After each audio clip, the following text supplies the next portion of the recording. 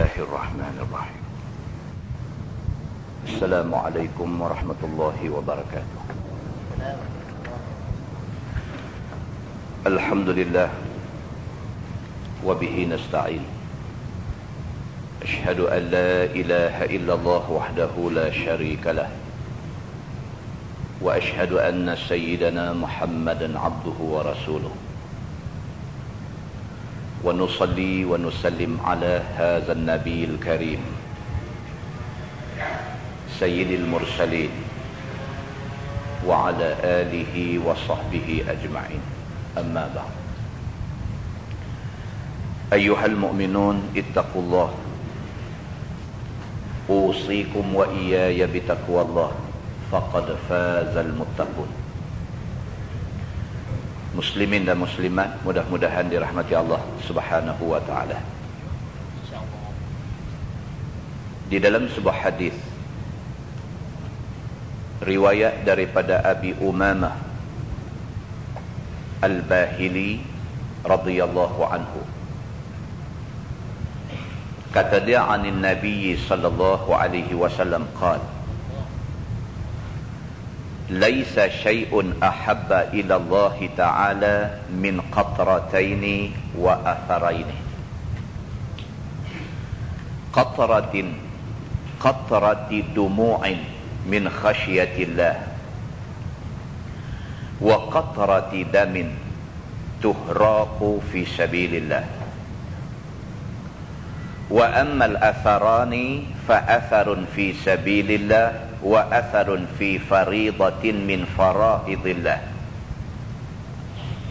Atau kama qala, hadis riwayat At-Tirmizi.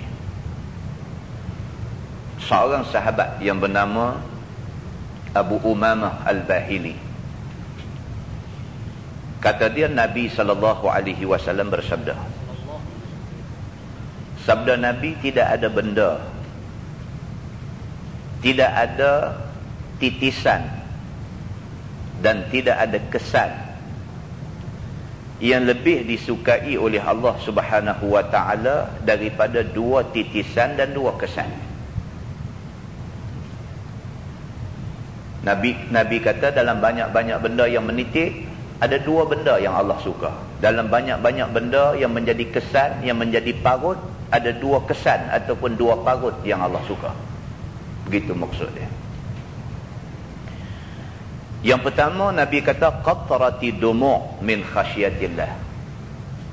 Yang pertama adalah titisan air mata kerana takut pada Allah. Tuhan suka. Siapa-siapa yang biasa terbit air mata kerana takut kat Tuhan, Tuhan suka dia. Bukan senang, tuan-tuan. Baru ni ada sahabat kita tanya di masjid Tuan Abdullah Tanah Liat. Dia kata dia masalah tak boleh terbit air mata. Tak boleh, dia kata. Bukan tak sedih, kadang-kadang sedih. Bukan tak sebab, kadang-kadang rasa sebab, tapi air mata tak keluar. Di Mekah, tengok orang lain bila menghadap Kaabah air mata keluar merambu, dia kata.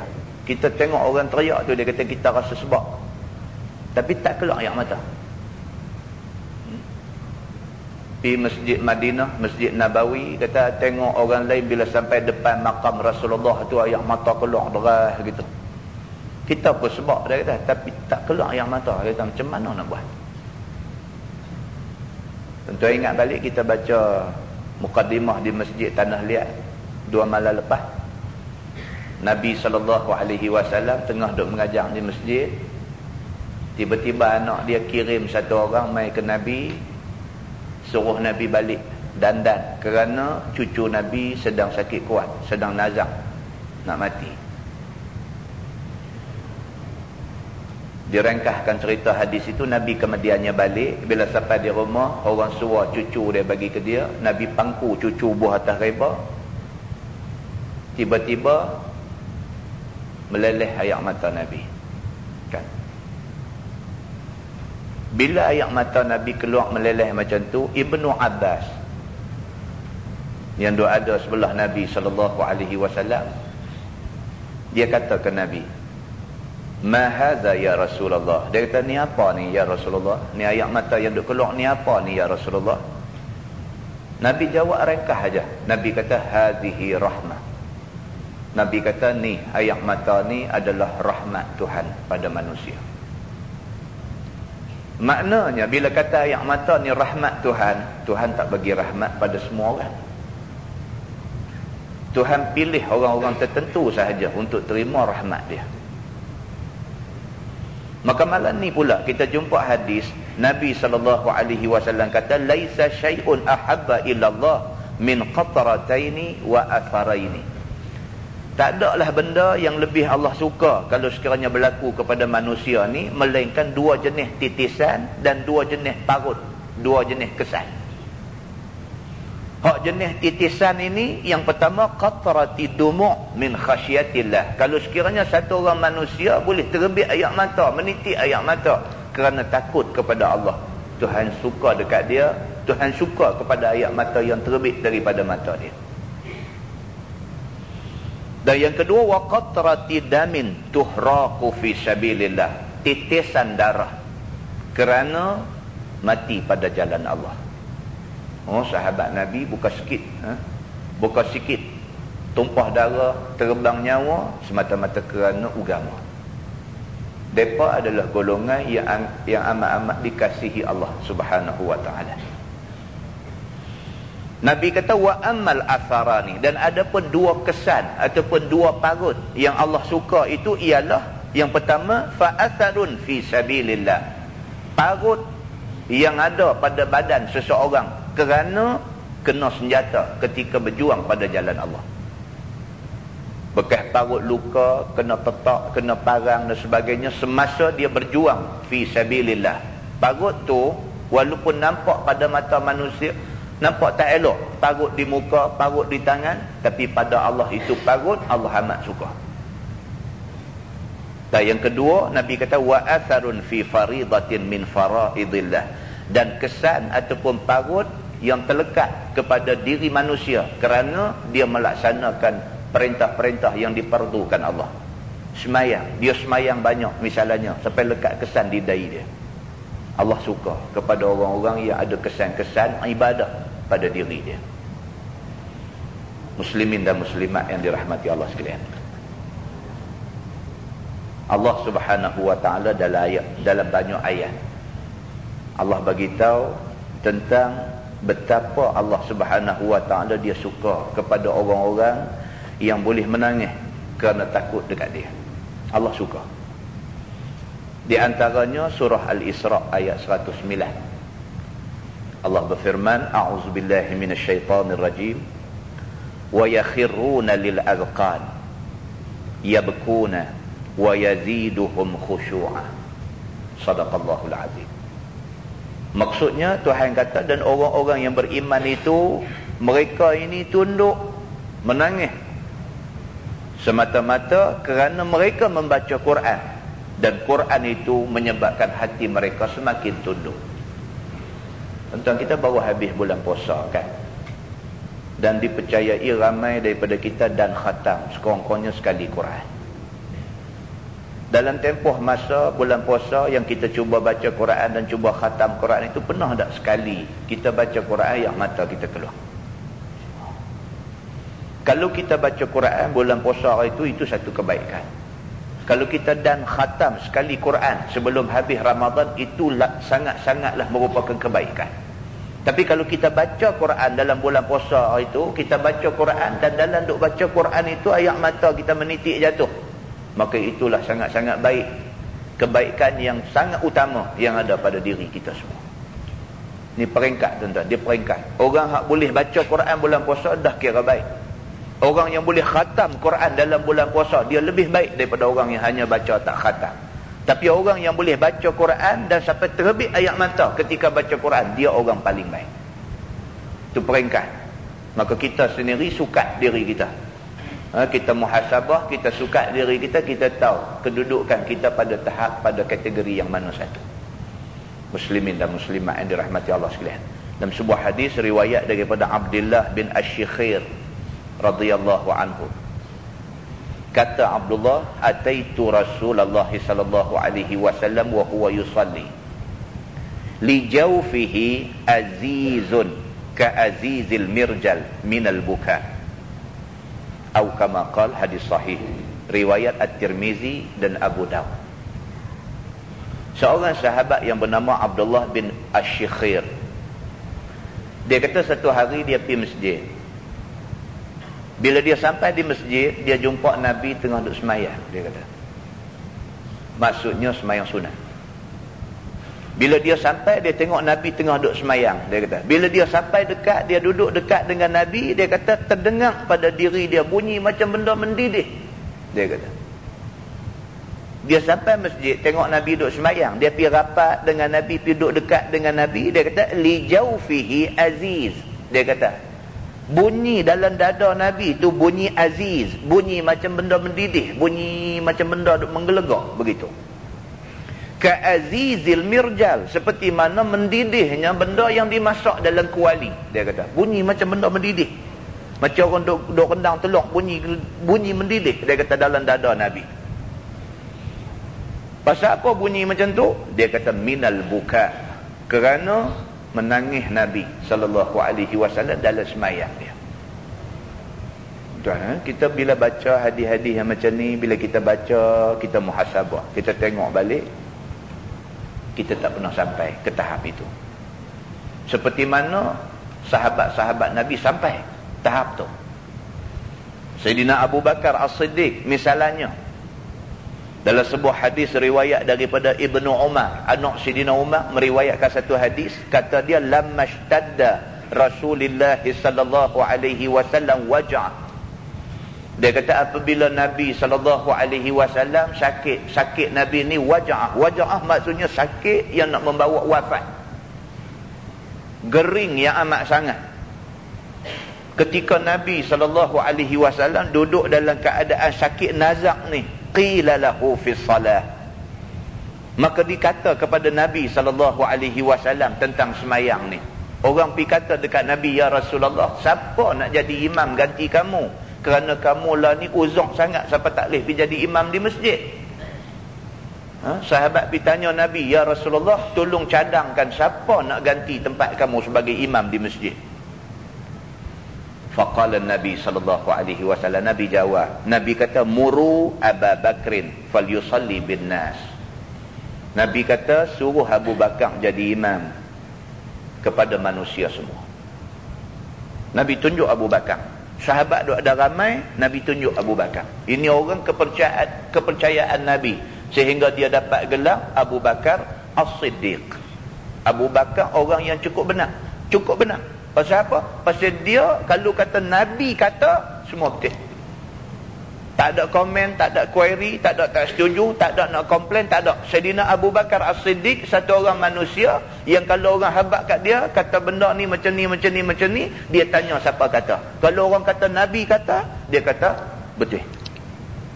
Sadaqa Rasulullah. Dia kata Nabi tak pernah tak betul. Nabi betul. Walaupun benda yang dihabaq kat dia tu benda tak logik, tak masuk akal, tapi kalau betul Nabi kata, sadaqa Rasulullah. Nabi betul, dia kata. Macam tu sekali percaya dia kepada Nabi sallallahu alaihi wasallam. Bila Nabi sakit kuat, orang tanya Nabi, siapa nak jadi imam ganti Nabi? Nabi kata, muru Abu Bakar, suruh Abu Bakar jadi imam. Aisyah radhiyallahu anha ada sebelah ni, bila dengar Nabi cadangkan Sayyidina Abu Bakar, bapak dia suruh jadi imam, Aisyah kata, dia kata, inna Abu Bakrin rajulun raqiq. Dia kata, ya Rasulullah, Abu Bakar ni pak aku kenal dia. Inna Abu Bakrin, sesungguhnya Abu Bakar ini rajulun raqiq. Dia satu orang yang hati dia tersangat lembut. Dia satu orang yang sangat sensitif. Dia ni tak boleh, idza qara'a ghalabahul buka. Aisyah kata dia kalau baca Quran, bunyi tangisan mengatasi suara bacaan dia. Abu Bakar ni rajulun raqiq. Dia ni hati, dia ni sensitif, ni sangat-sangat sensitif. Idza qara'a, kalau dia baca aja Quran, ghalabahul buka. Bunyi menangis itu menenggelamkan suara bacaan Quran dia. Seolah-olahnya Aisyah radhiyallahu anha macam tak setujulah bapa dia disuruh jadi imam. Nabi kata muruhu falyusalli. Nabi kata aku kata dia, suruh dia. Kamu semayang dengan dia. Nabi tak mau cakap banyak dah. Nabi kata aku kata Abu Bakar, Abu Bakar. Terus siapa duk main cadang orang lain dekat aku. Sayyidina Abu Bakar As-Siddiq dikenali dengan nama Rajulun Buka, seorang lelaki-lelaki yang kuat menangis. Orang yang kuat menangis kerana takut Allah ni menjadi orang pilihan Nabi sallallahu alaihi wasallam. Tuan-tuan, kita cuba kita mujahadah diri kita. Latih diri kita bagi reti takut ke Tuhan. Bagi reti takut ke Tuhan. Manusia kalau tak takut Tuhan, rosak segala-gala. Manusia kalau takut Tuhan, cantik segala kerja. Cantik kerja dia. Kalau dia jadi orang yang kerja, dia satu orang pekerja yang amanah. Pasal dia takut ke Tuhan. Dia bukan takut dekat bos dia. Dia bukan takut kepada tindakan tata tertib yang nak dikenakan kepada dia. Dia tak takut semua benda ni. Tapi dia takut ke Tuhan. Dia takut dekat Tuhan. Bos dia tindakan tata tertib tidak boleh memudaratkan dia. Tetapi Allah Subhanahu Wa Taala boleh memudaratkan dia. Manusia kalau dalam diri dia ada rasa takut kepada Tuhan, dia manusia paling baik. Nah, kita cuba semai dalam diri kita rasa takut kepada Tuhan. Mudah-mudahan dengan itu kita jadi orang yang baik kedudukan di sisi Allah Subhanahu Wa Taala. Mudah-mudahan mukadimah itu memberi manfaat kepada kita semua insya-Allah. Kita menggunakan Bahrul Mazi jilid 3.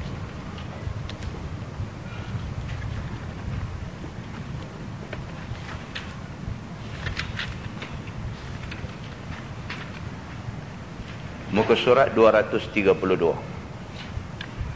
Muka surat 232. Kita masuk satu tajuk baru, bab ma jaa fi man adraka minal jumu'ati raka'ah. Iaitu bab yang datang pada menyatakan orang yang mendapat daripada Jumaat itu satu rakaat. Ini nak cerita orang pi masjid nak sembahyang Jumaat pi lambat.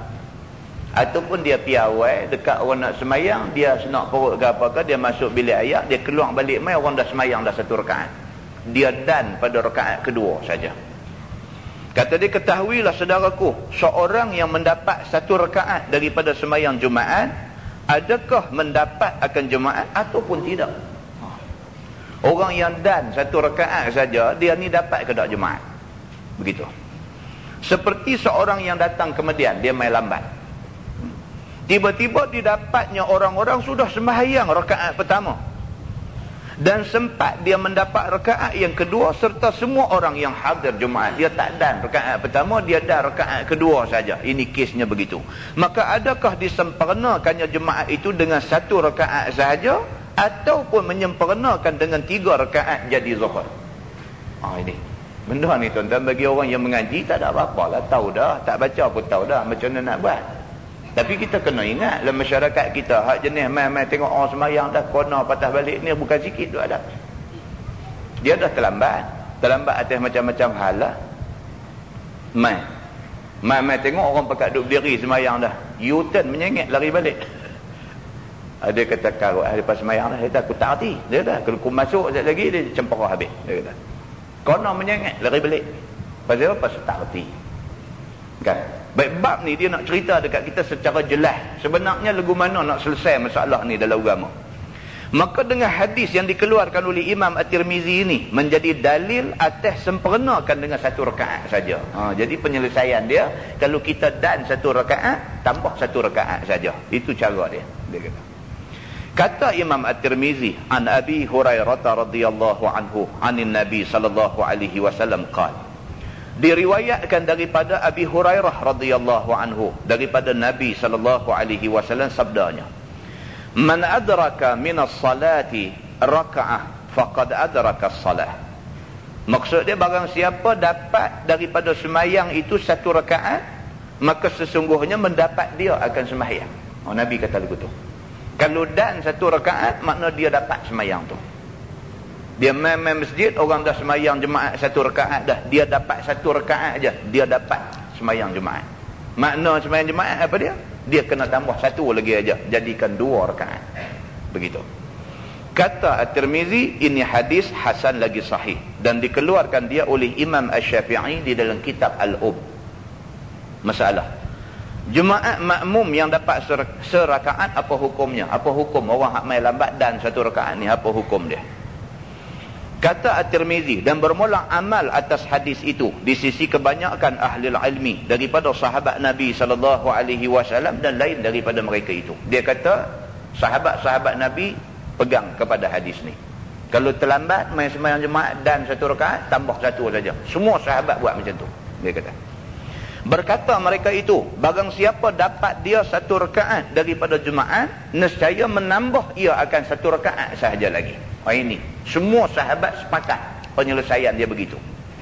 Dan barang siapa mendapat akan sekalian orang sudah duduk baca tahiyat, yang ni lagi lambat, dia main-main orang duduk tahiyat dah, begitu, nescaya jadikan Jumaat itu akan zuhur dengan tiada niat zuhur. Jadi dia main-main tengok orang dah duduk tahiyat akhir dah. Apa yang dia perlu buat? Takbir. Niat sembahyang Jumaat. Niat sembahyang Jumaat saja, aku sembahyang fardu Jumaat 2 rakaat. Niat sembahyang Jumaat, takbir Allahu akbar, terus duduk tahiyat akhir. Bila imam bagi salam, Assalamualaikum warahmatullahi, Assalamualaikum warahmatullahi, dia bangun buat 4 rakaat. Buat 4 rakaat ni nak kena ubah niat tak? Nak kena kata aku niat balik jadi sembahyang zuhur? Tak payah ubah niat. Niat jemaat juga, tetapi buat sembahyang 4 rakaat. Oh ya, tu pun keliru bukan sikit tu. Oh yang tu pun keliru bukan sikit. Dia faham sekerat lagi tak faham. Hak dia faham, kalau kita tak dan 1 rakaat, kita tambah 1. Yang tu clear, dia kata. Kalau kita tak dan 2 rakaat, kita cuma dan tahiyat akhir aja, kita kena sembahyang lohong. Dia faham lagu tu. Dia faham lagu tu. Kita kena sembahyang lohong. Maka dia buat 4 rakaat. Sekali dengan pusing niat sekali, bagi jadi lohong. Jadi bubong habis semua. Nampak? Ada. Orang jadi macam tu ada. Pasal apa? Dia confused. Dia confused macam mana nak settle benda ni. Maka dia kata dah 4 takkan jemaat mana ada 4. Dia kata 4 lohong lah. Dia ubah niat bagi jadi sembahyang zuhur pula. Ada. Dia kata di sini, dia kata orang yang sampai pada hari jemaat sedangkan orang semua dah tahiyat akhir dah, maka dia kena sembahyang jemaat, tetapi disempurnakan dengan 4 rakaat tanpa perlu ubah niat. Begitu. Hanya sembahyang ke 4 rakaat sahaja, tak payah ubah niat. Dan dengan dialah berkata Sufyan Ats-Tsauri dan Ibnul Mubarak dan Imam Asy-Syafi'i dan Imam Ahmad bin Hanbal dan Ishaq dan Imam Malik pun demikian juga. Semua ulama kata macam tu. Tak ada masalah lah, faham kita. Baik, masalah rakaat makmum yang dikatakan dapat serakaat dengan sempurna. Baiklah, ni yang kata dapat 1 rakaat tu macam mana? Ada juga kawan yang keliru tentang benda ni, kan? Dia memang imam baru bangkit daripada rukuk, kan? Baru bangkit daripada rukuk, sami Allahu liman hamidah. Dia memang dia pun takbir Allahu akbar, ikut sujud sama dengan imam. Dia kira dia dapat 1 rakaat. Rukuk dia tak dan. Dia mai tutup imam dah bangkit daripada rukuk, dia kira dapat juga rakaat tu. Macam-macam tuan-tuan. Sembahyang ni macam-macam cerita tu ada. Tu baru bab sembahyang, tak bercakap bab lain lagi. Baru bab sembahyang ni, yang kata orang Melayu ni, orang Islam ni, tu pun duk keliru lagi. Berkelahi ni daripada umur 20 dulu sampai lah umur 70 duk berkelahi bab sembahyang tak habis lagi. Pasal apa? Tak faham sebenarnya macam mana. Begitu. Baik. Maka dia kata di sini, kata Imam Asy-Syafi'i di dalam kitab Al-Um, dan barang siapa mendapat dia akan 1 rakaat daripada jemaat, nescaya menambah dia akan 1 rakaat lagi, serta memadai akan dia itu jemaat. Yang ni hak tadi, faham dah? Kita tak dan, kita main lambat, kita dan 1 rakaat saja, maka kita tambah 1 rakaat, maka kita dapat sembahyang jemaat. Selesai bab tu. Dan yang dikatakan makmum yang dapat 1 rakaat serta imam itu, iaitu makmum yang mendapat dia akan rokok serta imam. Tu dia. Dia punya sempadan nak dapat rakaat itu ialah dia dapat rokok sama dengan imam. Selisih pun tak mau. Selisih pun tak mau. Dia sampai-sampai tu imam dah duduk rokok dah. Dia sampai-sampai Allahu akbar, dia nak rokok, tu imam sami Allahu liman hamidah. Yang tu selisih. Tak dapat rakaat itu. Dia kena dapat rokok tu. Tu imam dalam duduk rokok tu, dia main Allahu akbar, dia rokok dan dapat tamakninah. Kadar tamakninah ialah subhanallah. Dan dapat banyak tu baru tu imam sami Allahu liman hamidah, baru dapat rakaat. Begitu. Yakni rokok ya, padahal imam di dalam rokoknya dan belum mengangkat kepalanya lagi, dia dapat rokok tu. Dia rokok tu, imam tak angkat kepala lagi, kemudian baru imam sami Allahu liman hamidah. Sami Allahu liman, yang ni pun bukan sikit tu imam. Sami Allahu limal pun ada juga. Sami Allahu limal hamidah. Banyak tempat ni duk bunyi macam ni. Kita ni telinga ni pasang bagi clear lagi, adjust amplifier bagi clear lagi, nak dengar ni Sami Allahu limal juga. Bukan hulimal, huliman. Sami Allahu liman, lam mim nun, liman hamidah. Kan? Sami Allahu maksudnya Allah dengar. Liman hamidah, bagi orang-orang yang memujinya. Itu makna dia. Bukan Sami Allahu limal. Banyak tuan-tuan orang dia sebut Sami Allahu limal. Ini pun kena betul lah. Tak maulah, malu kau orang lah. Kita semayang dah berpuluh tahun dah duk sebut tak betul. Begitu. Baik. Dia kata jadi yang dikatakan mendapat rakaat tadi ialah dia mendapat rokok bersama dengan imam. Iaitu makmum yang mendapat ia akan rokok serta imam. Yakni rokok ia padahal imam di dalam rokoknya dan belum angkat kepala lagi. Kemudian dapat sujud pula bersama dengan imam. Begitu. Maka jika seseorang itu takbiratul ihram pada masa imam rokok, dia main lambat, dia main dia takbir Allah, masa dia duduk takbir tu imam dah ada rokok, tiba-tiba turun rokok ia dan imam pun bangkit angkat kepala, di dalam ia turun tu selisih. Dia main tu, dia sampai tu imam dah ada rokok dah, dia pun takbir Allahu Akbar, dia gaya nak rokok tu imam bangkit, selisih. Begitu keadaan dia. Kemudian jikalau diikutnya bersama sujud sekalipun, tiada terbilang sembahyang itu mendapat serakaat. Walaupun lepas tu sujud, dia dapat sujud sama dengan imam, sebab rokok tadi selisih, tak dapat rokok dan tamakninah sama imam, maka tidak dapat rakaat itu. Itu maksud dia. Maka sempurnakanlah sembahyang itu dengan 4 rakaat zuhur. Kalau 1 rakaat pun tak dapat dalam sembahyang jemaat, maka sempurnakan dengan 4 rakaat. 4 rakaat itu seperti sembahyang zuhur tanpa perlu ubah niat. Begitu. Masalah jemaat yang disyakkan sujud serta imam, apa hukumnya? Ini pula syekh ni dia raplah. Sujud dia syak, dia boleh syak tentang sujud pula. Kata Imam Syafi'i di dalam Al-Um ni nama kitab Imam Syafi'i. Dan jika rokok seorang serta imam akan 1 rakaat dan sujud dia akan 2 sujud, kemudian syak pada keadaan sujud akan 2 sujud serta imam atau 1 sujud saja, dia boleh jadi lagu tu. Dia main, dia takbir Allahu Akbar, rokok, dapat rokok sama dengan imam, okey elok, sami Allahu liman hamidah, semua sama. Tu imam sujud, dia sujud. Tu imam sujud pula kali kedua, dia pun sujud. Lepas tu dia kata aku sujud sekali ke 2 kali kata. Nah, tidak. Ada juga pergi jadi macam tu. Nak tahu orang dalam semayang ni macam-macam lah. Duk tahiyat dia duk baca Fatihah pun ada. Bukan dia tak arti, tapi dia raplah. Kan? Ada takbir Allahu Akbar, baca doa iftitah. Lepas baca doa iftitah, duk baca tahiyat. Duk at-tahiyatul mubarakah. Dia baca, dia kali apa kepala duk di mana tak? Tentu tu imam rukuk Allahu Akbar. Apa aku baca tahiyat ni? Baru nak baca-baca, ada juga macam tu pun. Ni yang kata semayang ni. Kan dia macam tu. Baik. Tapi ada hak jadi teruk lagi pun dah. Student saya di tempat kerja, dia tanya satu soalan, kita tak pernah dengar soalan macam tu. Dia kata, ustaz nak tanya, kata, kalau kita ada hilang barang, cari rata tak jumpa, kata. Lepas tu tengah semayang, kan? Tengah semayang dia kata teringat. Oh, teringat balik barang tu tak tahu mana. Dia kata teringat balik. Jadi ustaz, soalan saya ni, dia kata nak tanya, kita teringat barang tu duduk tang-tang mana tu mengganggu semayang kita, betul tak ustaz? Dia kata, kita kata betul ya, ganggulah, kan? Betul lah. Baik, ganggu orang semayang ni haram kan? Kita kata haram. Jadi barang kita pergi tengok ada tu jadi haram tak? Dia kata. Oh, penin. Yang tu dia tak ada kaitan. Tapi yang kata orang, yang kata budak-budak ni kadang dia pergi sampai ke situ. No, dia nak pergi kait no, dia ada belajar. Kata kalau orang duduk semayang, kita ganggu, haram. Sehingga kan kalau orang duduk sembahyang, kita duduk baca Quran deras, ganggu dia dalam sembahyang, hilang kosong pasal duduk dengar kita baca Quran, pun berdosa.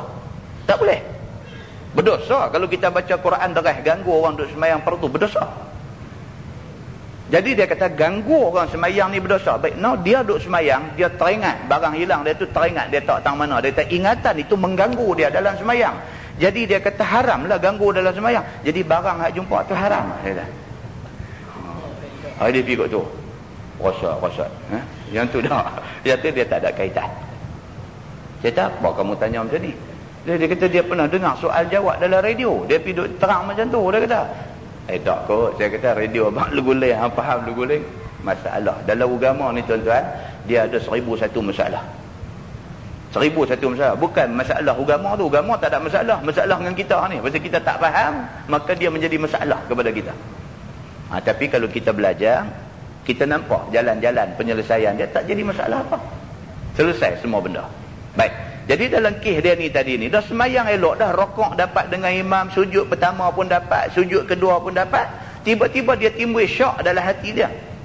Dia syak, dia kata, kemudian syak pada keadaannya sujud akan 2 sujud serta imam atau 1 sujud. Dia kata, aku sujud sekali ke 2 kali? Tak, saat ni. Dia jadi lagu tu. Nescaya maka hendaklah dia sujud akan 1 sujud lagi. Bila dia syak sekali, 2 kali, sekali 2 kali, dia kena sujud lagi sekali. Begitu. Dan sembahyang tambah 3 rakaat lagi sehingga sempurnakan zuhur 4 rakaat. Ni dalam kes dia ni tadi ni, dia dan dah 1 rakaat. Sebenarnya dia dah dan 1 rakaat, sepatutnya tambah 1 rakaat saja.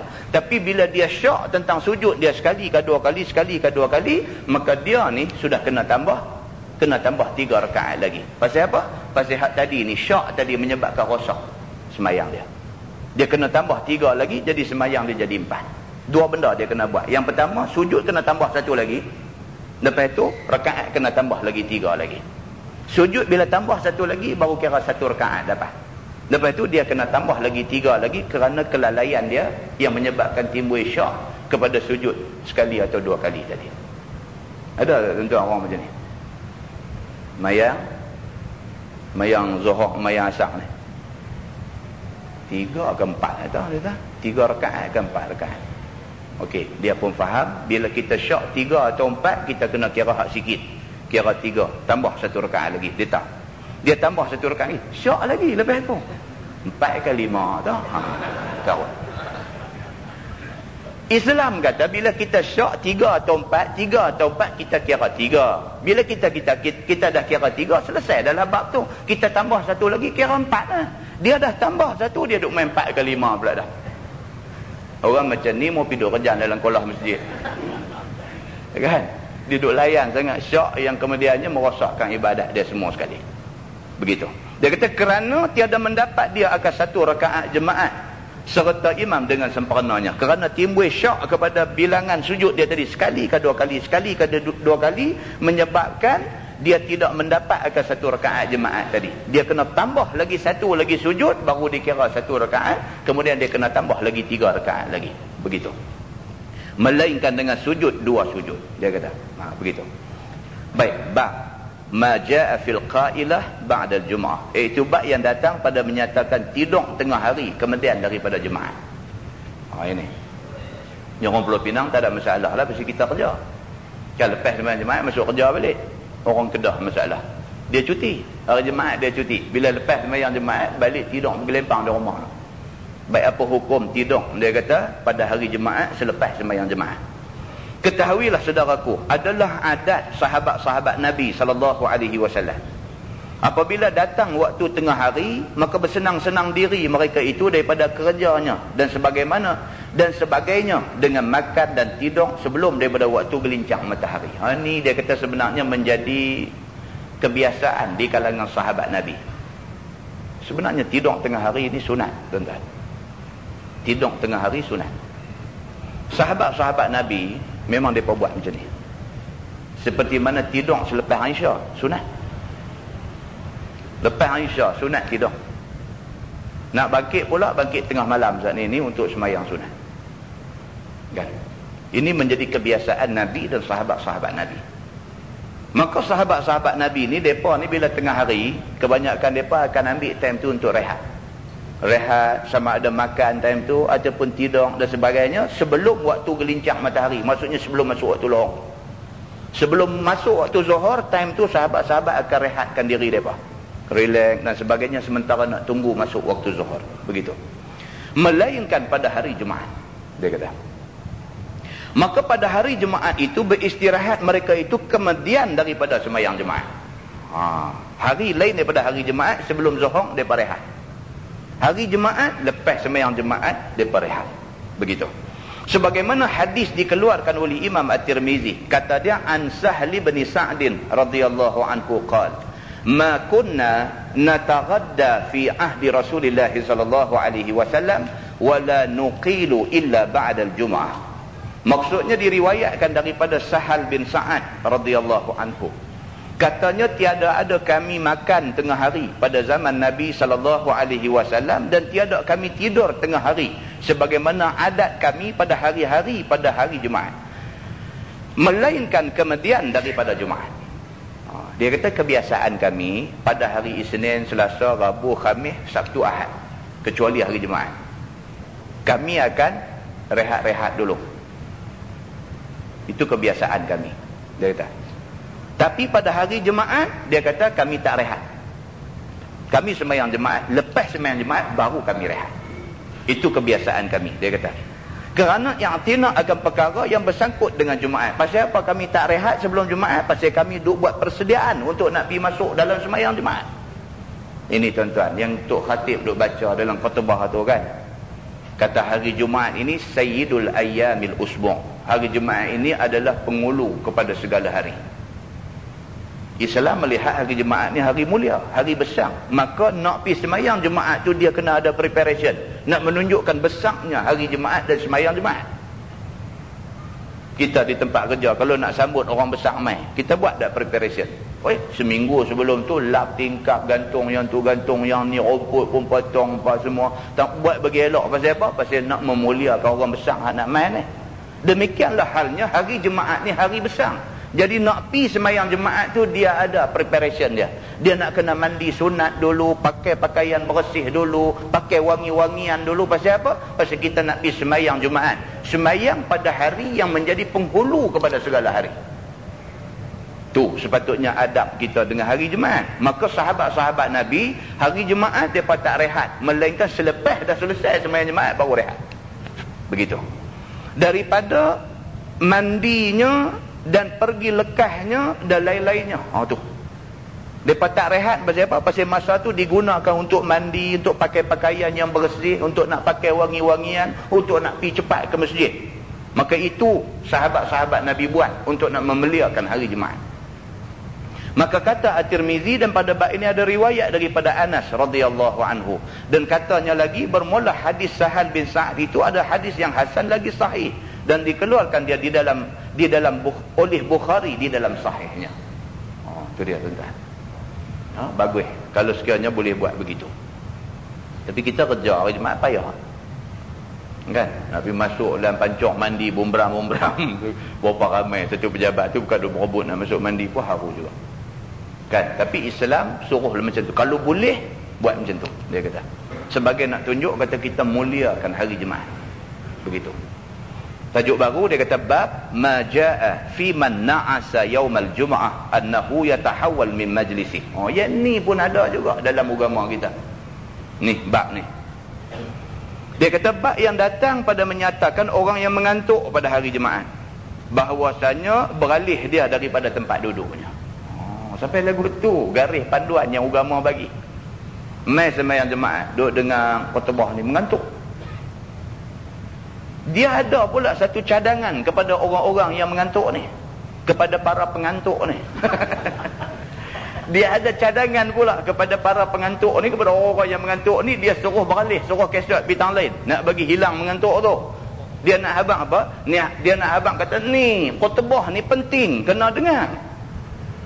Tuan-tuan, seminggu sekali kita nak dengar nasihat daripada member ni, seminggu sekali. Seminggu sekali ni pula mai duk tidur, karutlah. Jadi orang yang mengantuk, dia kata makan cendol pulut banyak sangat, kan? Orang yang mengantuk ni, dia ada cara dia. Dia kata apa? Bangkit bergerak pergi ke tempat lain. Bila bangkit bergerak tu, darah dia berjalan balik, hilang mengantuk. Dia suruh macam tu. Agama hadis Nabi ni sampai bab ni pun dia beritahu. Tu dia yang kata Islam ni satu pakej hidup yang cukup sempurna. Daripada sebesar-besar benda, Islam beritahu, sampai sehalus-halus benda, sekecil-kecil benda, Islam beritahu. Ketahuilah saudaraku, ini satu kaedah yang diajar oleh Nabi kita bagi umatnya. Nabi ajar ni, cara ni. Nabi ajar. Supaya tidak hilang dan tidak sia-sia kemaslahatan diri masing-masing dengan sebab ngantuk itu. Dia kata. Supaya tujuan kita main masjid ni tak sia-sia. Kita main ni pasal apa? Banyak pasal. Di antaranya nak dengar nasihat daripada membar ni. Di antaranya nak tunjuk solidariti orang Islam.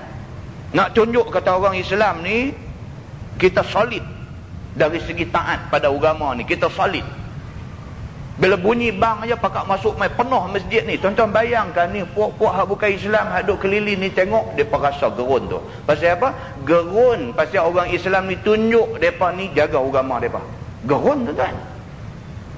Ni kita di Bukit Mentajam ni duk gerun dengan gereja CNN aja. Sekali-sekali dia buat gathering, dia buat assembly, dia berhimpun sampai tutup jalan tu. Tapi kita nak kena pergi masuk Melila kot dalam taman apa kan, nak keluar balik. Kita nampak mereka punya perhimpunan tu menggerunkan kita. Nampak kesatuan mereka, nampak solidariti mereka, nampak perpaduan mereka tu. Tengok sampai tutup jalan. Dengan ramai orang mai. Pelit baih, pelit apa ni, pelit daripada Johor, Negeri Sembilan, Melaka, merasa satu Malaysia pekat turun mai. Kita tengok macam tu, rasa ni dalam diri kita ni rasa, ui kata puak-puak ni. Kita rasa. Orang Islam kena tunjuk macam tu. Sekali-sekali buat mengaji kuliah bulanan apa semua ni, parking biar bagi penuh kat tepi jalan tu. Bagi depa tengok tu, depa rasa, ui orang Islam committed dengan agama dia. Kena, benda ni kena. Maka ini di antara hikmah hari Jumaat. Maka dia kata bila dah mai dah masjid, dah tunjuk dah kita mai ramai apa semua, puak-puak Cina tu main-main tengok-tengok, lena apa je. Bukan main nak dengar tu, karut juga puak ni pun, dia kata. Jadi kemaslahatan tu tak ada. Ramai saja pakat-pakat tidur rupanya. Jadi tak maulah dia kata kalau main masjid pakat nak tidur, karutlah. Maka kita yang rasa mengantuk ketika duduk dalam masjid hari Jumaat, khutbah duduk dengar ni, dia kata bangkit bergerak sikit bagi hilang mengantuk tu. Begitu. Iaitu apabila rasa mengantuk, maka bolehlah berubah daripada tempat duduknya. Daripada tempat duduk ubah bintang lain. Dia kata demikian suruh Nabi SAW, sebagaimana hadis dikeluarkan oleh Imam At-Tirmizi an Ibni Umar anin Nabi SAW qala, diriwayatkan daripada Abdullah bin Umar bin Al-Khattab radhiyallahu anhuma daripada Nabi SAW bersabda ia, idza na'asa ahadukum yaumal jum'ah falyatahawwal min majlisih. Apabila mengantuk seseorang daripada kamu pada hari Jumaat, maka hendaklah berpaling bangun, pi berubah daripada tempat duduk ke tempat lain. Tu dia. Nabi pesan macam tu. Kan Nabi pesan macam tu. Yang macam kita duk pi kursus-kursus ala-ala ni orang duk buat kan. Bila dia nampak mengantuk sikit, dia kata bangun. Dia suruh pakat-pakat bangun semua. Kan? Dia kata baik tuan-tuan cuba pejam mata. Dan memang kita duduk pejam dah tadi kan. Dia suruh kita pejam mata. Kita kata dia ni perli kita ke apa. Tolong minta tolong tuan-tuan. Dia kata tolong pejam mata. Dia kata kita pun tengah tak tahu apa, pakat bangkit berdiri, pakat pejam mata. Baik jangan buka. Dia kata jangan buka mata. Baik tuan-tuan cuba tuan-tuan bayangkan di mana arah kiblat kita. Dia kata gitu. Kan. Jangan buka mata. Dia kata semua jangan buka mata. Masing-masing cuba bayangkan tadi dia mai tadi parking kereta tang mana, masuk kot tangga mana, naik pergi kot mana, masuk pintu mana. Baik cuba bayangkan dalam perjalanan nak mai tadi lintas masjid apa, cuba bayangkan kiblat kita belah mana. Dia kata kita ni duduk dalam kursus ni pakai pejam mata, try bayang tengok pakai tunjuk. Dia ni tunjuk kot ni, dia ni tunjuk kot ni, dia ni tunjuk kot ni kan. Pakai tunjuk habis semua. Baik tuan-tuan jangan jatuh tangan, tunjuk arah yang tuan-tuan tunjuk. Baik cuba buka mata. Dia kata buka rata kiblat dah kan. Sebenarnya bukan ada apa, dia pun buat kesimpulan. Dia kata tuan-tuan, inilah yang dikatakan manusia, kita mempunyai ingatan yang berbagai-bagai. Ada orang ingat lagu tu, ada orang ingat lagu ni. Susah bagi kita nak menyatukan ingatan semua orang. Dia kata itu baik tuan-tuan boleh duduk balik, kita sambung. Sebenarnya nak pergi hilang mengantuk Bukan nak abang pasal kiblat kot mana kan. Nak pergi hilang mengantuk. Kita pun bila dah gitu duk okey lah, tahan lah pula dalam 15 minit 20 minit kan, tengah jam tahan lah pula kan.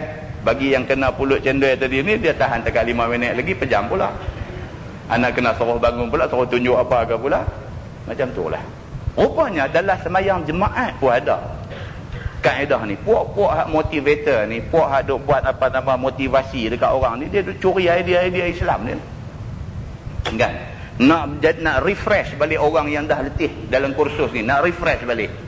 Di antara kaedah dia macam ni lah. Maka Nabi SAW dia bagi tahu, dia kata idza na'asa ahadukum, apabila seseorang daripada kamu duk main mengantuk, dia kata pada hari Jumaat, falyatahawwal min majlisih, maka dia kata beralih daripada tempat duduk tu pergi ke tempat duduk lain, supaya bila ada pergerakan hilang mengantuk. Begitu. Kerana dengan sebab bangun dan berubah dan berjalan itu satu wasilah yang boleh menghilangkan mengantuk. Kan kita nak drive jauh hari raya, nak balik pergi rumah mentua sana sini kan, mengantuk, berhenti dulu, pergi ambil air semayang.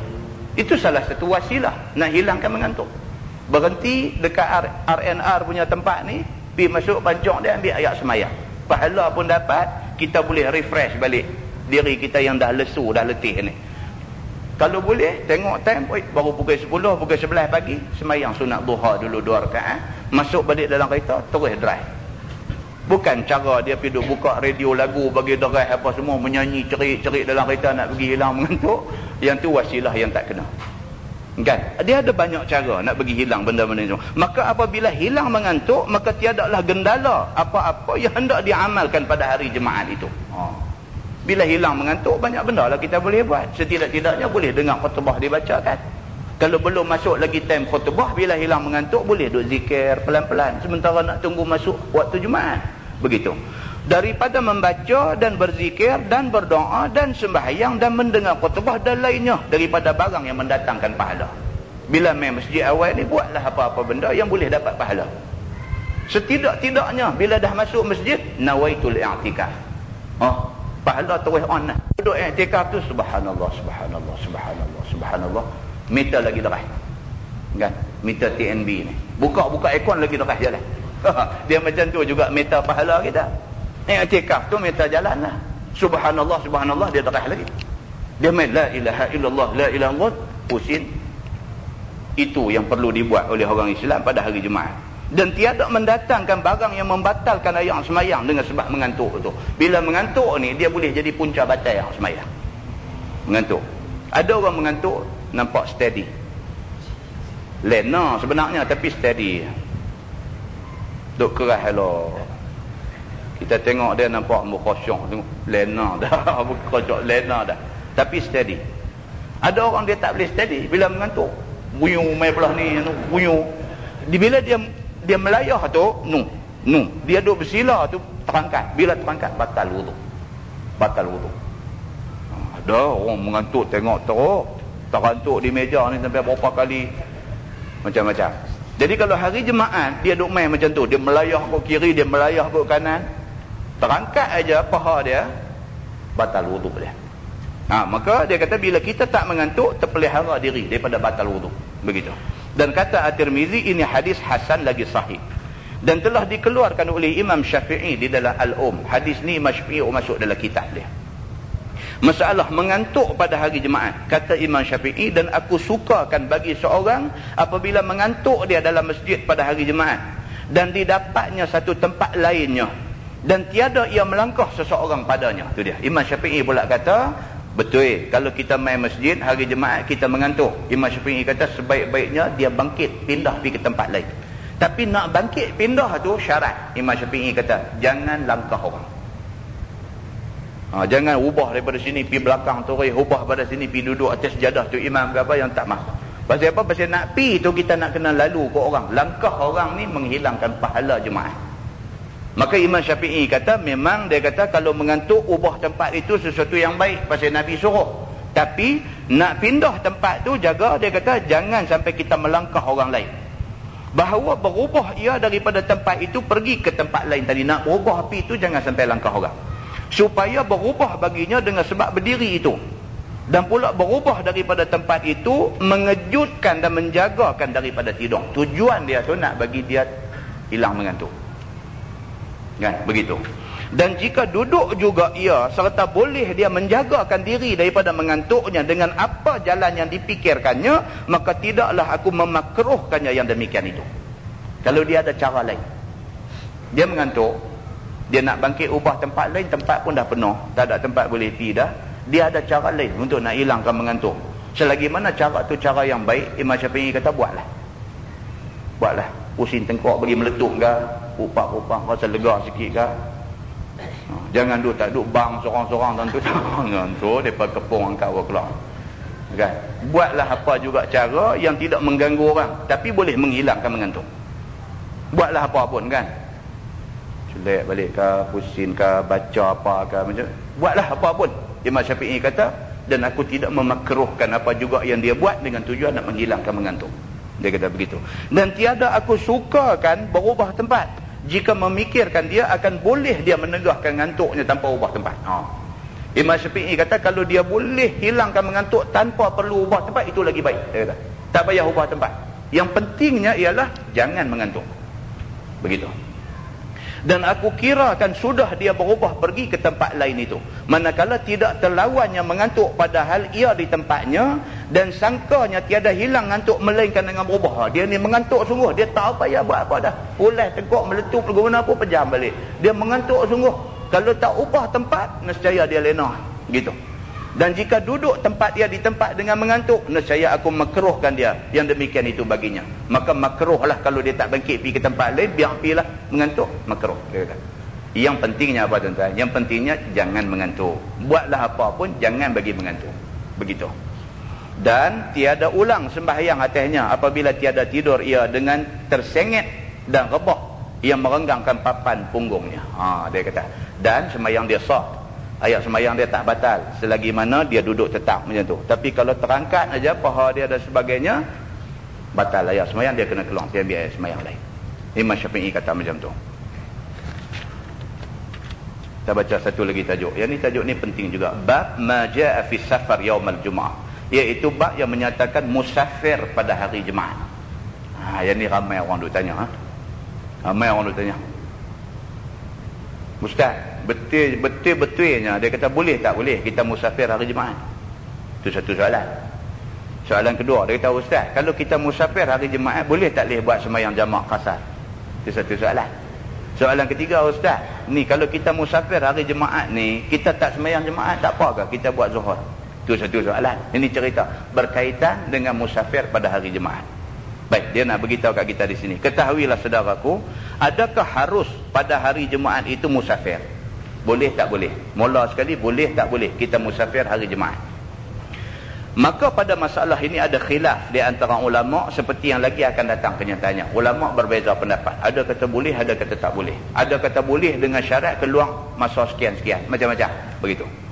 Maka pada hadis telah dikeluarkan oleh Imam At-Tirmizi dengan kata dia an Ibn Abbas radhiyallahu anhu qala ba'atha an-nabiy sallallahu alaihi wasallam Abdullah ibn Rawahah fi sariyah. Maksudnya diriwayatkan daripada Abdullah bin Abbas radhiyallahu anhuma, katanya telah mengutus Nabi sallallahu alaihi wasallam seorang sahabat yang bernama Abdullah bin Rawahah untuk menjadi kepala pemimpin perang dalam satu tentera kecil. Nabi sudah lantik Abdullah bin Rawahah untuk pimpin satu pasukan tentera untuk nak pergi perang. Begitu.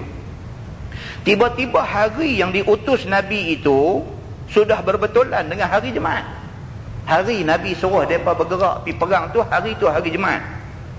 Sebagaimana kata Ibnu Abbas, fawafaqa dzalika yaumal Jumaah. Maka berbetulan dan bertentangan utusan dan keluar perang itu pada hari Jumaat. Kebetulan. Nabi bukan sengaja pilih hari Jumaat. Nabi suruh keluar, kata tengok hari Nabi suruh tu jatuh hari Jumaat. Begitu. Apakala sudah didengar oleh segala tentera yang diutus oleh Nabi SAW akan suruh Nabi SAW itu, maka mereka pun bersedialah. Sahabat pun tak banyak cakap. Nabi suruh pi, mereka pun siap sedia nak pi. Begitu. Kata dia, faghada ashabuh, maka keluarlah pagi-pagi lagi segala sahabat Abdullah bin Rawahah yang dikepalainya dan berjalan ke tempat yang diutus oleh Nabi SAW. Sampailah beberapa jauh, sudah keluar dari Madinah itu. Kemudian berhenti menanti pemimpinnya, iaitu Abdullah bin Rawahah. Rupanya Abdullah bin Rawahah tidak dia keluar pada pagi jemaat itu, kerana niat dia nak sembahyang jemaat serta Nabi SAW di Madinah. Ini ceritanya. Nabi pilih satu pasukan tentera untuk pergi perang. Nabi lantik Abdullah bin Rawahah jadi ketua pasukan tentera ni. Kebetulan hari hak Nabi suruh mereka pergi perang ni hari Jumaat. Sahabat-sahabat hak lain ni dah Nabi kata macam tu, semua taat lah. Pagi-pagi buta lepas sembahyang subuh pakat keluar habis. Semua bergerak pergi ke tempat yang Nabi suruh pergi. Dah sampai dah di satu tempat, duk tunggu ni apa ni, Abdullah bin Rawahah ketua kita ni tak nampak main ni. Dia ketua, dia tak main. Pakat duk cangak-cangak, duk cari dia macam tu. Faqala atakhallafu fa usalli ma'a Rasulillah sallallahu alaihi wasallam thumma alhaquhum. Maksud dia, maka kata Abdullah bin Rawahah, aku tinggal dahulu di belakang. Dia kata hampa pergi dulu Aku tak pergi lagi, hampa pergi dulu, dia kata. Dan biarlah tentera aku itu keluar berjalan dahulu, supaya boleh aku sembahyang jemaat sama dengan Nabi SAW. Dia dia tak mau nak lepas satu pun peluang untuk sembahyang dengan Nabi ni. Nak sembahyang bersama dengan Nabi. Nabi jadi imam ni. Nak ambil berkat Nabi tu. Nak sembahyang imam, Nabi jadi imam. Nak yang tu. Jadi oleh kerana tu dia tak mau keluar lagi. Dia suruh tentera lain, hampa pergi dulu, aku nak sembahyang jemaat dengan Nabi dulu. Lepas ni aku nanti hampa pergi. Kemudian barulah aku dapatkan mereka itu. Dia kata aku saja tak pergi lagi pasal nak sembahyang dengan Nabi. Habis sembahyang jemaat aku nanti shoot pergi. Masa tu speed trap tak ada, bolehlah lari pergi terah. Kalau duk buat pakat dengan kawan-kawan nak pergi poh, tanpa pergi dulu, saya ni aku hambat kena. Ya lagu tu. Abdullah bin Rawahah dia kata hampa pergi dulu, saat lagi aku hambat. Yang ni aku hambat turut daripada belakang. Saat lagi aku nanti hambat. Maka ia pun langsung meluluskan niatnya dan sembahyang jemaat dia serta Nabi SAW di Madinah. Sungguhlah. Mereka ni semua turun pergi, dia tak pergi. Sembahyang jemaat apa semua sah lerah, selesai dah sembahyang dengan Nabi. Falamma salla ma'an Nabi SAW ra'ahu. Maka tak kala sudah sembahyang dia serta Nabi SAW, melihat Nabi akan dia tidak pergi perang. Habis sembahyang jemaat, Nabi tengok-tengok, Syekh ni aku lantik hang jadi ketua, yang hang duk ada ni lagu mana cerita ni? Macam tu.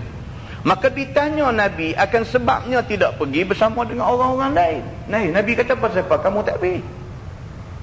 Bukankah hari ini tentera dah turun pergi berperang? Bukankah kamu dilantik untuk menjadi ketua mereka ni? Ni macam mana boleh duduk ada sini lagi? Nabi tanya dia macam tu. Padahal orang-orang lain daripada dia semuanya sudah pergi. Orang lain semua dah tak ada dah. Yang hang duduk ada lagi pasal apa? Kata dia, faqala ma mana'aka an taghduwa ma'a ashabik. Maka sabda Nabi SAW, ya Abdullah bin Rawahah, apa mani'nya? Mani' ni halangan lah. Apa mani'nya dan halangnya ada? Dan apa halangan engkau tidak pergi berpagi-pagi berperang serta dengan sahabat-sahabat engkau?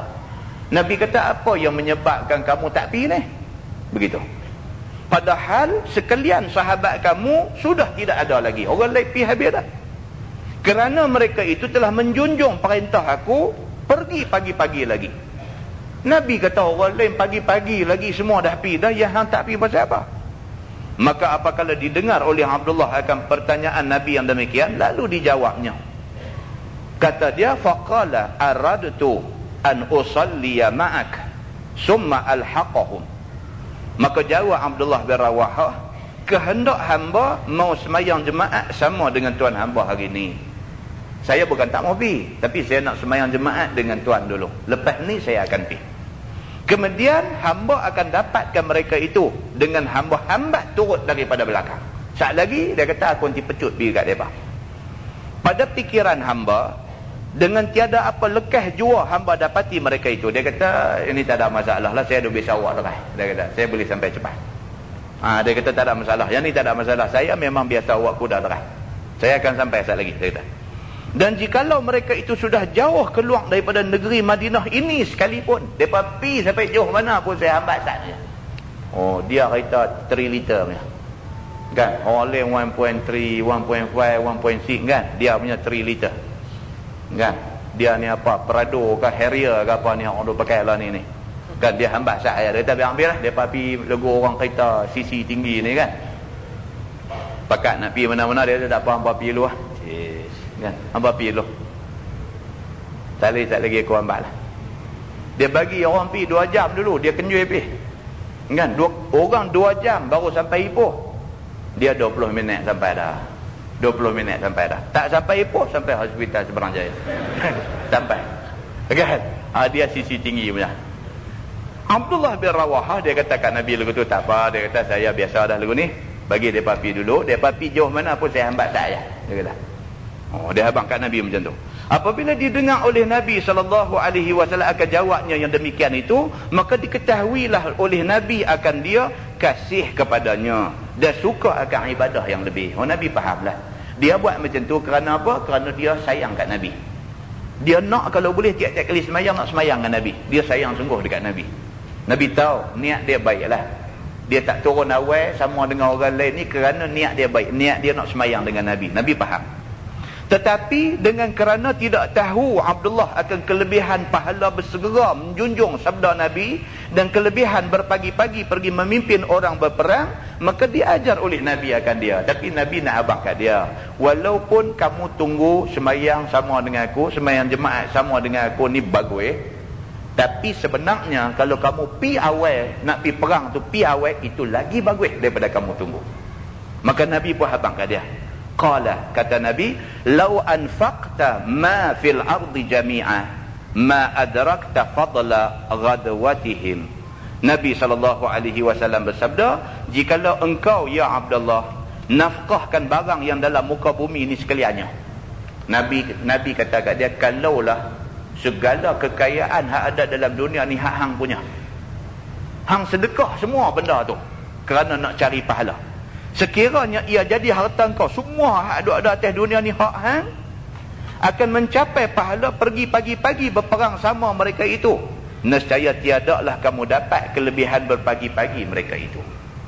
Nabi kata kalau semua harta hak ada dalam dunia ni hak hang punya, hang sedekah semua benda tu kerana nak cari pahala, pahala tu taklah sebesar pahala orang yang turun pagi-pagi kerana nak pergi perang sabilillah. Pahala mereka tu lagi besar. Nabi kata kat dia macam tu. Baik, apabila dia dengar macam tu, qala, Nabi SAW kata kat dia, kalau hang turun awal dengan mereka tadi, hang akan dapat pahala lagi besar. Nescaya tiadalah kamu dapat kelebihan berpagi-pagi mereka itu. Maksudnya ruginya engkau pada pihak ini.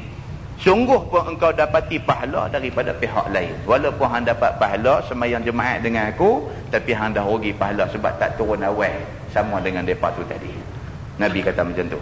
Kata At-Tirmizi, ini hadis gharib. Masalah dia kata musafir pada hari Jumaat, apa hukum dia? Okeylah, apa hukum kita nak pergi musafir hari Jumaat? Kata At-Tirmizi, dan sesungguhnya telah bersalah-salahan ahlul ilmi pada musafir hari Jumaat itu. Maka tidak memikirkan setengah mereka itu akan salah. Kebanyakan ulama kata nak musafir hari Jumaat tak salah. Tak salah. Kita nak pergi Kuala Lumpur hari Jumaat tak salah. Keluar musafir pada hari Jumaat selama tiada sampai waktu semayang. Yang pentingnya bila mai waktu semayang, semayang. Nak musafir hari apa pun tak apa. Nabi kata, yang pentingnya waktu semayang, semayang. Begitu. Dan kata setengah mereka itu, apabila terbit siang hari, maka tiada boleh keluar musafir lagi sehingga semayang Jumaat lebih dulu. Ini satu pendapat di kalangan ulama. Dia kata, kalau nak musafir sebelum subuh kena keluar. Kalau dah terbit siang dah lepas subuh dah baru nak keluar, tak boleh. Kata setengah ulama lagu tu. Kalau nak musafir hari Jumaat kena keluar sebelum subuh. Kalau lepas semayang subuh baru nak bertolak pergi Kuala Lumpur, tak boleh. Itu kata setengah ulama. Begitu. Kata Ibnul Arabi, bermula musafir kemudian daripada gelincir matahari pada hari Jumaat itu tiada harus ia di sisi sekalian ulama. Satu orang ulama nama Ibnul Arabi, dia pula kata kalau sekiranya dah gelincir matahari, maksudnya dah masuk waktu zuhur dah masuk waktu Jumaat dah, baru nak pergi Kuala Lumpur, yang ni tak boleh, dia kata. Dah masuk dah waktu sembahyang Jumaat. Masa tu baru dia masuk start kereta, dia nak pergi Kuala Lumpur. Tak boleh, dia kata. Begitu. Dan dahulu daripada gelincang itu ada khilaf ulama padanya. Tapi kalau keluar sebelum masuk waktu Jumaat, pukul 10 ke, pukul 11 ke, pukul 12 ke, tak apa lagi, tak masuk lagi hari Jumaat. Kalau nak keluar, berbeza pendapat ulama. Kata qil maksudnya ada sebahagian ulama kata, siapa tak tahu siapa. Kata qil tiada harus, ada setengah kata tak boleh juga. Yalah. Walaupun belum masuk waktu Jumaat, tak boleh juga. Pasal apa? Pasal dah lepas subuh. Ni geng hak mula tadi. Dan kata qil harus, ada satu pendapat lagi kata boleh. Dengan syarat apa? Saat lagi bila masuk waktu Jumaat, singgah semayang masjid mana-mana. Begitu. Dan kata qil, satu pendapat lagi, jika kerana perang maka harus. Kalau keluar itu kerana nak pergi berperang sabilillah, okey. Kalau tujuan nak pergi Kuala Lumpur sebab nak pergi kompleks Bukit Jalil, tak boleh. Dia kata, tengok sebab apa nak pergi. Dan jika kerana lain maka tidak boleh. Melainkan Imam Abu Hanifah kata dia harus musafir pada hari Jumaat, kemudian daripada gelincang matahari semata-mata. Imam Abu Hanifah dia kata tak apa. Walaupun dah masuk dah waktu Jumaat, kita nak musafir, boleh lagi, dia kata. Dengan syarat, saat lagi singgah sembahyang Jumaat di mana-mana. Kita duduk Kim Tajam, orang dah bang dah. Bang dah masuk waktu Jumaat, kita keluar dengan kereta. Keluar nak pergi Kuala Lumpur. Keluar pergi. Sampai di mana kata, di Bandar Baru kata. Kita ambil, susur keluar, pergi cari masjid Bandar Baru, sembahyang Jumaat di situ. Boleh, dia kata tak ada masalah. Yang penting, orang yang musafir pada hari Jumaat selepas subuh, Jumaat dia tetap wajib dikerjakan. Tetap wajib dikerjakan. Singgahlah mana-mana masjid sembahyang Jumaat. Dia tak dijumlahkan dalam jumlah 40 sembahyang Jumaat di masjid tu, tetapi kewajipan Jumaat dia terlepas. Ini cerita dia. Ini keputusan yang mu'tamad di dalam mazhab Asy-Syafi'i. Wallahu a'lam. Lepas ini kita tengok bab ma jaa fi siwak wa tib yaum al-jumu'ah. Cerita bab disunatkan gosok gigi dan pakai wangi-wangian pada hari Jumaat. Nak mai sembahyang Jumaat gosok gigi. Lepas gosok gigi tak mau diisap rokok dah. Dia nak mai tadi dengan mandi, manda, gosok gigi apa semua elok, mai duduk di luar duduk balong rokok. Masuk main nak sembahyang busuk juga. Tak mau. Jadi hari Jumaat ni tak mau. Busuk ni mengganggu khusyuk orang lain dalam sembahyang. Begitu. Wallahu a'lam. Ada dua muka lagi. Tak ada, kesian ada lenguh kaki. Tajuk kita lepas ni pun adalah tajuk yang tidak berat. Tajuk yang akan datang ni cerita pasal sunat gosok gigi dengan pakai wangi-wangian hari Jumaat. Ini kita dah baca banyak kali dah. Lepas tu dia kata bayanul adat allazina wajabat alaihimul jumu'ah, iaitu bilangan orang yang wajib sembahyang Jumaat. Ini pun kita dah tahu dah. Bilangan dia mesti 40. Cuma perbahasan dia lah kalau kita nak dengar pun, dia bahas dari segi apa? Dia kata kalau sekiranya bilangan ada tu cukup-cukup 40. Cukup-cukup 40. Macam mana cerita? Cukup-cukup 40. Jumlah dengan tu imam dengan semua ramai ni 40. Kemudian tu imam dah habis dah baca khutbah, turun main nak jadi imam, senak perut. Dia kata ini perbahasan yang ada pada akan datang ni. Tu imam dah turun main senak perut. Jadi tu imam pun bisik dekat dia punya asisten imam.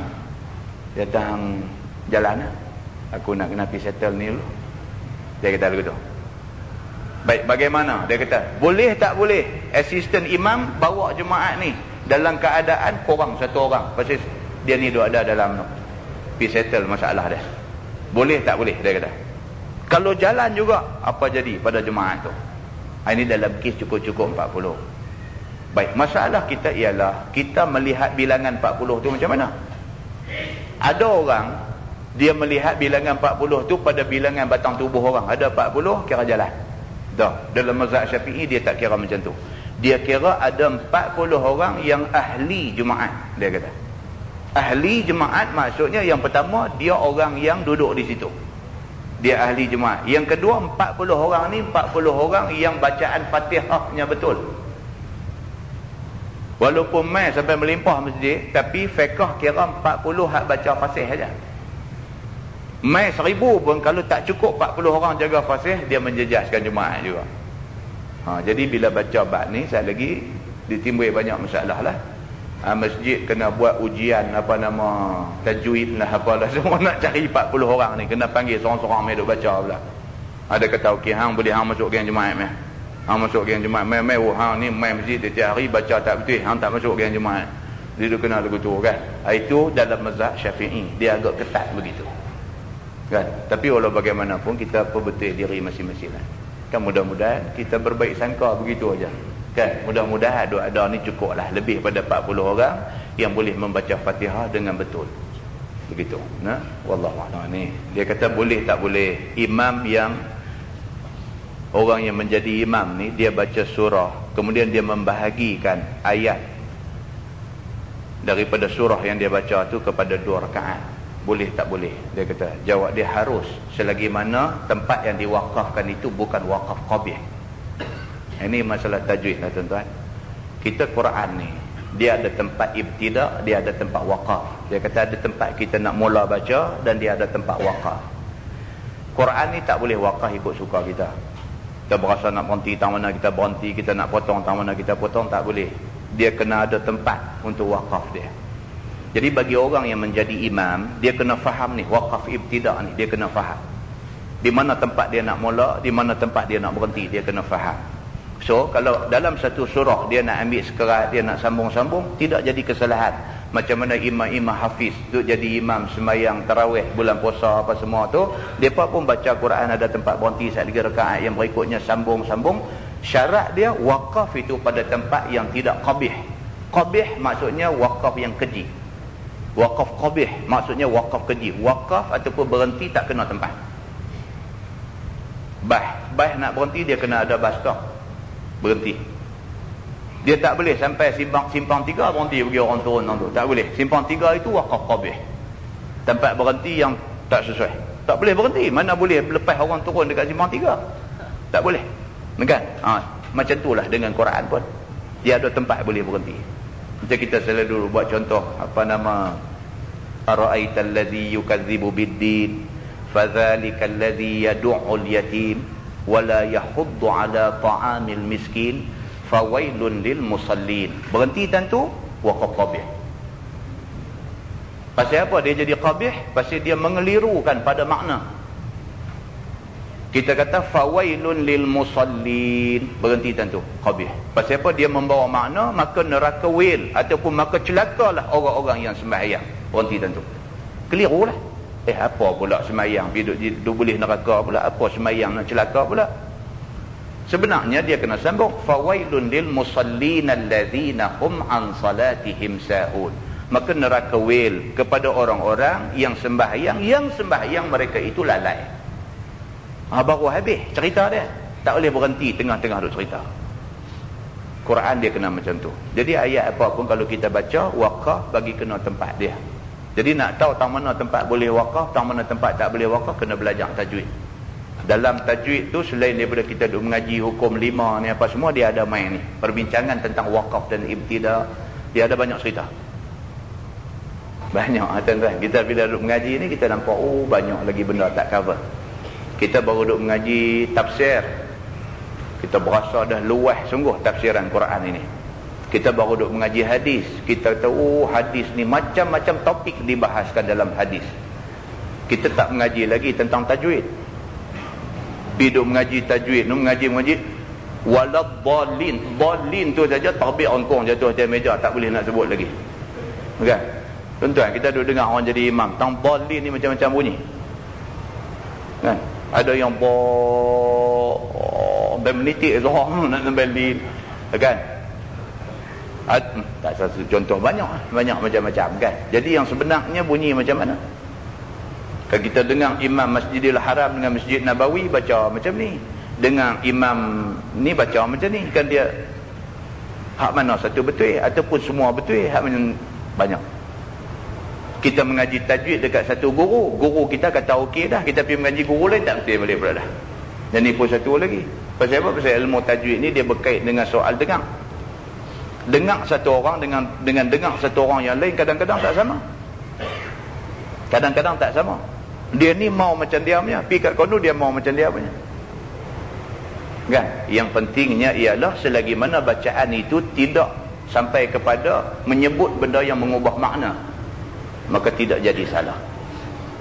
Kan? Tapi kalau sebut sampai sebutan kita tu sampai membawa makna lain, dia jadi salah dan membawa kepada batal semayang. Kalau sekiranya bacaan itu melibatkan bacaan Fatihah.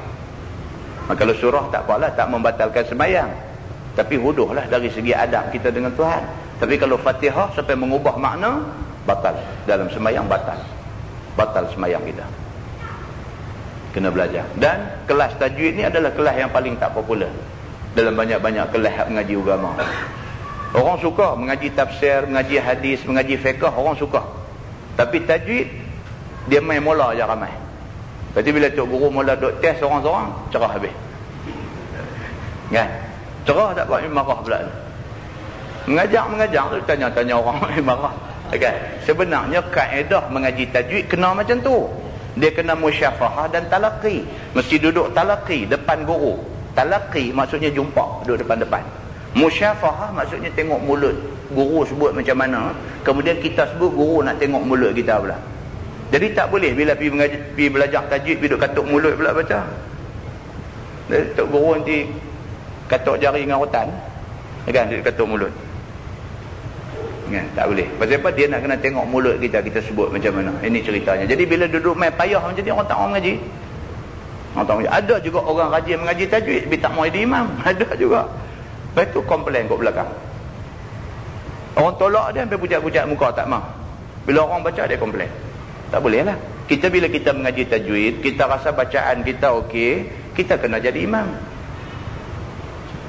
Nampak tak? Jadi benda-benda macam ni, benda-benda macam ni semua ni terlibat dalam bidang ilmu yang kita belajar, baru kita tahu penyelesaian dia macam mana. Nah, wallahu a'lam. Ya. Tak boleh. Kalau ayat sajdah boleh, tak boleh ayat sajdah kita pecah bagi jadi dua bahagian, boleh. Macam kita dah buat pagi-pagi Jumaat lah ni, kita berhenti, kita sambung balik tatajafa junub, tak jadi kesalahan. Memang boleh kerana dia tidak menjadi waqaf qabih di tempat tu, tidak jadi kesalahan. Wallahu a'lam. Yang baik itu daripada Allah, yang tidak baik itu silap saya. Kita tangguh dengan tasbih kafarah dan surah Al-Asr. Subhanakallah.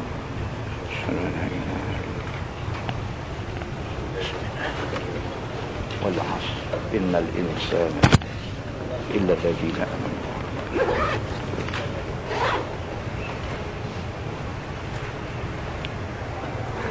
اللهم صل على محمد في الأولين والآخرين وسلم ورضي الله تبارك وتعالى عن سادتنا أصحاب سيدنا رسول الله أجمعين. بسم الله الرحمن الرحيم. الحمد لله رب العالمين حمدا يوافي نعمه ويكافئ مزيدا. يا ربنا لك الحمد كما ينبغي لجلال وجهك الكريم وعظيم سلطانك. رضينا بالله ربا وبالإسلام دينا وبمحمد نبيا ورسولا. اللهم افتح علينا فتوح العارفين وارزقنا فهم النبيين بجاه خاتم المرسلين. اللهم فقهنا في الدين وعلمنا التأويل واهدنا صراطك المستقيم. اللهم أرنا الحق حقا وارزقنا اتباعه وأرنا الباطل باطلا وارزقنا اجتنابه.